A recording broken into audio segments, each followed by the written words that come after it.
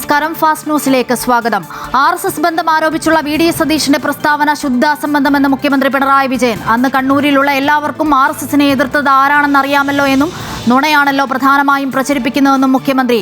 വോട്ടിനായി രാഷ്ട്രീയ ചരിത്രം കാണിക്കില്ലെന്നും വെല്ലുവിളികൾ നേരിടാൻ തയ്യാറാണെന്നും പിണറായി വിജയൻ.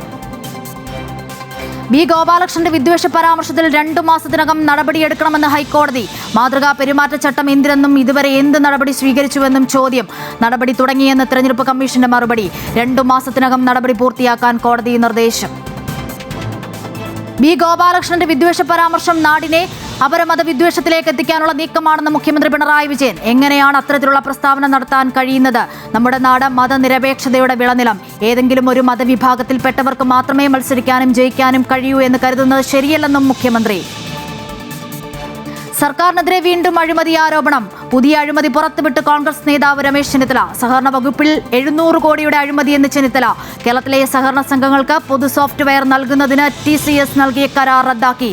4 ഇരട്ടി വിലയ്ക്ക് ദിനേശ് ബി.ഡി. കമ്പനിക്ക് നൽകാൻ തയ്യാറെടുക്കുന്നുവെന്ന ആരോപണം. ടെൻഡറിൽ പങ്കെടുത്തത് കണ്ണൂരിലെ 2 സഹകരണ സംഘങ്ങൾ മാത്രം. സോപാന സംഗീത കലാകാരൻ ഞെരളത്ത് ഹരിഗോവിന്ദൻ മുസ്ലിം ലീഗിൽ ചേർന്നു. ലീഗ് സംസ്ഥാന അധ്യക്ഷൻ പാണക്കാട് സാദിഖ് അലി ശിഹാബ് തങ്ങളിൽ നിന്നും ഹരിഗോവിന്ദൻ അംഗത്വം സ്വീകരിച്ചു. ലീഗിൽ ചേരാനുള്ള തീരുമാനം സ്വയം എടുത്തതാണെന്നും നാമനിർദ്ദേശ പത്രികാ സമർപ്പണത്തിന് മുൻപ് അംഗത്വമെടുത്താൽ അത് സ്ഥാനാർത്ഥിയാകാനുള്ള നീക്കമായി വ്യാഖ്യാനിക്കപ്പെടും എന്നതുകൊണ്ടാണ് വൈകിയതെന്നും ഞെരളത്ത് ഹരിഗോവിന്ദൻ.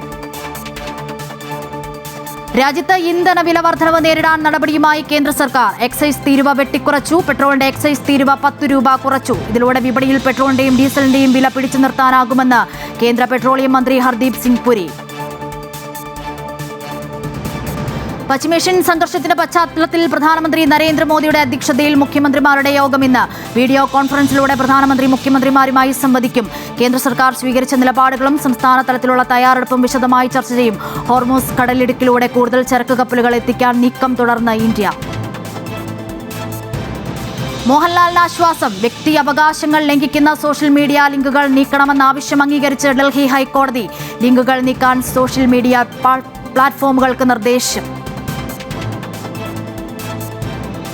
ഫാസ്റ്റ് ന്യൂസ് പൂർണ്ണമാകുന്നു. നമസ്കാരം.